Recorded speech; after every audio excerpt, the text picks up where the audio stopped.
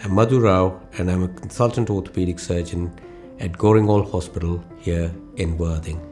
Sometimes hip or knee replacements can wear out after 15 years, or occasionally joints can also get infected, be unstable, or have been aligned badly during previous surgery. All of these lead to patients beginning to have the same problems as they did before they had the initial replacement.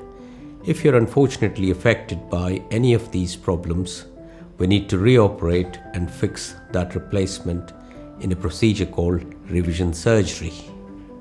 Revision surgery is a complicated surgery and requires a special set of skills. At Goring Hall Hospital, I offer joint revision surgery for both hip and knees.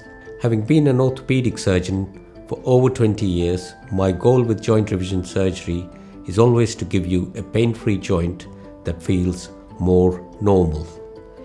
Revision surgery takes from 2 to 3 hours, and patients will generally be in hospital for 2 to 3 nights and back to normal life within about 6 weeks.